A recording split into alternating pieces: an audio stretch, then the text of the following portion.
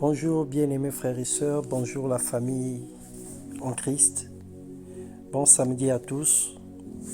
La Bible nous dit, heureux ceux qui placent en Dieu leur appui. Ils trouvent dans leur cœur des chemins tout tracés. La paix de Dieu inonde continuellement leur vie. Alléluia. Bienvenue dans notre partage quotidien Living Word. Ce matin, nous allons partager la parole de Dieu sur le thème « Faire le bien ». Le bien ne fait jamais le mal. Il n'y a que le mal qui fait le mal. Nous savons bâtir des stratégies pour réussir nos projets personnels, mais nous manquons de détermination pour améliorer notre vie spirituelle ou même à aider les autres. Nous prenons à la légère et au second plan l'œuvre de Dieu.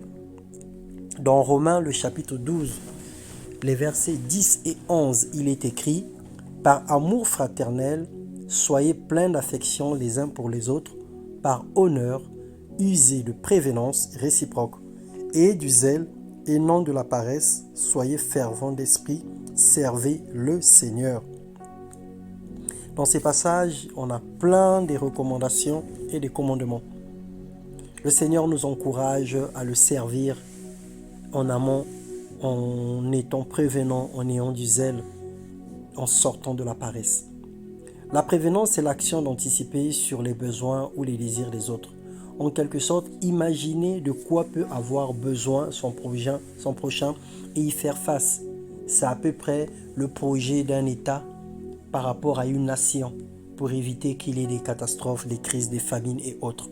Et le Seigneur nous dit d'user de prévenance. Donc, en tant qu'enfants de Dieu, nous devons également travailler pour anticiper les besoins des autres. Parce qu'il est écrit qu'il y a plus de joie à donner qu'à recevoir, selon Actes, le chapitre 20, le verset 35. Le désir du juste, c'est de faire le bien. Tel qui donne libéralement devient riche à l'excès, et tel qui épargne s'appauvrit également à l'excès. Proverbe 11, 23. Faire le bien est une décision qui a une récompense immédiate sur notre vie et dans celle de notre progéniture durant plusieurs générations. Parce que lorsque nous s'aimons aujourd'hui, nous garantissons l'avenir de plusieurs personnes, de plusieurs générations après nous. Le Seigneur nous encourage à user de prévenance, sachant que celui qui sait faire le bien, s'il ne le fait pas, il pêche contre Dieu. Alors n'attendons pas que les autres pleurent pour intervenir, ne permettons pas que nos semblables souffrent ou manquent avant que nous puissions agir. Alors que nous mettons à la poubelle le surplus des repas et des vêtements et autres choses que nous n'utilisons même pas. Selon Jacques 4, le verset 17. Obéir à Dieu et le servir est un choix que devrait faire librement chaque chrétien. On ne devrait même pas nous forcer à servir Dieu parce que nous savons que Dieu nous a sauvés. Il a donné sa vie pour nous et en reconnaissance, nous devons servir le Seigneur. Et servir le Seigneur ne veut pas simplement dire aller monter dans une chaire d'une église pour prêcher la parole de Dieu. Servir le Seigneur, c'est combler tous les besoins, c'est réjouir le cœur de Jésus-Christ. Alléluia. En fonction de son amour pour Dieu.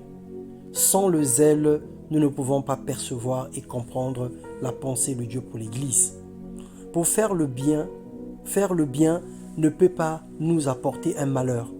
Donner ne peut pas nous ruiner. Obéir ne nous éloignera jamais de Dieu. Au contraire, la somme de toutes ces choses nous approche de Dieu et rend notre cœur semblable au cœur de Jésus-Christ, parce qu'il nous appelle à être ses imitateurs. Alors ce matin, nous prions le Seigneur en disant « Seigneur, apprends-nous à faire le bien. Remplis nos cœurs d'un amour spécial, d'un amour inaltérable, d'un amour inconditionnel pour les frères et les sœurs dans la foi, ainsi que pour nos prochains, pour les personnes qui nous environnent, pour les personnes qui nous entourent, dans le nom puissant de Jésus. » Alors, bien-aimés frères, que le Seigneur te bénisse. Ne jette plus de nourriture, ne jette plus des vêtements, ne détruis plus ce que tu n'utilises pas.